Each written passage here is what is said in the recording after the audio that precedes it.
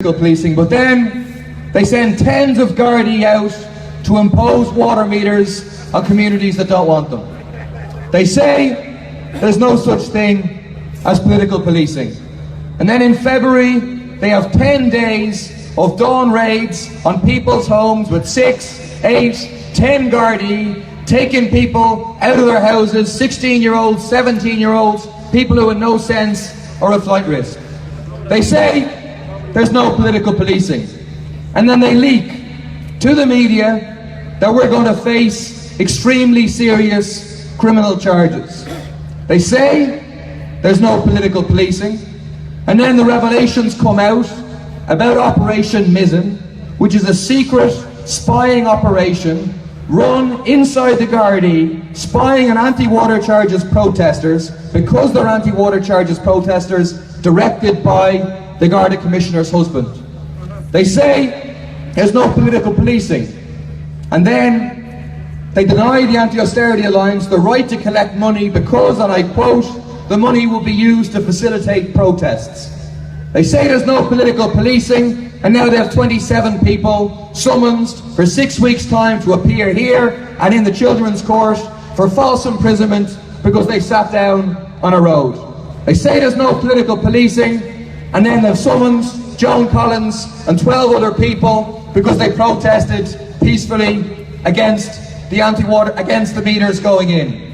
They say there's no such thing as political policing.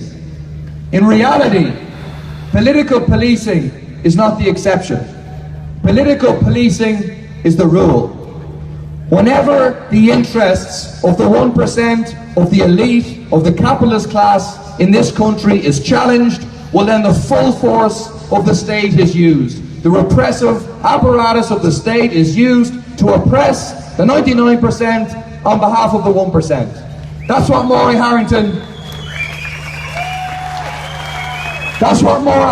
and the Rossport 5 is a demonstration of. That's what the 23 jailed bin tax protesters are an example of. That's what all the building workers and other workers who were jailed for picketing down through the years are an example of. The exception is not political policing, it's the rule. But what's new here is the extent to which political policing is laid bare. The extent to which it's obvious when they're taking people who are campaigning, organising against their austerity policy, when they're trying to put them in jail for long periods of time. And the reason for that, the reason it's laid so bare, is because their rule has been challenged.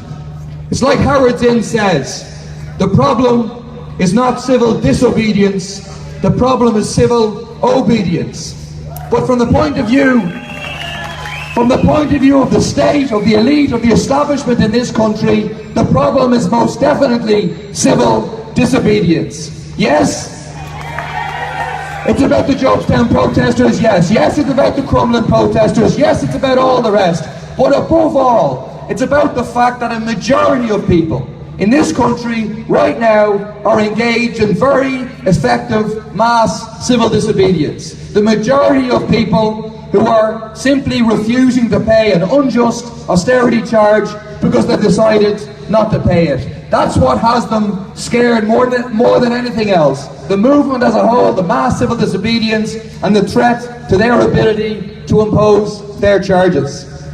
I think we now have to prepare for more of this.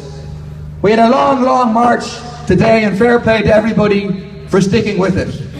But we know we've got a Jobestown 27, we've got a Crumlin 13. But how many other numbers are we going to have in the next number of weeks? Has the state taken a decision to go full force with repression to try to break our movement? And we have to prepare then for a defence. And so Jobestown Not Guilty is about a united campaign of everybody standing together, community, political, legal campaign.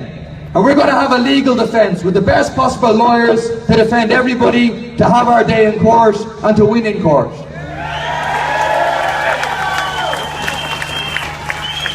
But above all, what we need for all of these cases is a political campaign of defence. a campaign of solidarity, a campaign of mobilisation, a campaign of our anti-water charges movement, our anti-austerity movement, together, collectively, to defend the right to protest for everybody. And so we're going to be back. We're going to be seeing a lot of this courthouse over the next year or year and a half. On the 29th of October, we have to stand with the young people, the under-18s, who will be appearing in the so-called Children's Court on the 29th of October. On the 2nd of November, we need united protest of everybody, all the sections of the movement, those affected from Crumlin, who will be up here as well, and Jobestown, and the others, here on the 2nd of November, to express solidarity and support. Let me just leave you finally with my thanks to everybody involved in organising and the mobilisation that's taken place in Tala over the past week that has been incredible at such short notice. But leave you with a quote from James Connolly that suggests the big mistake that the establishment is making in going after us in the way that they're going after us at the moment. He says, if you strike at, imprison or kill us, hopefully we won't get killed, out of our prisons we will still evoke a spirit that will thwart you and mayhap raise a force that will destroy you. We defy you. Do your worst. Thank you.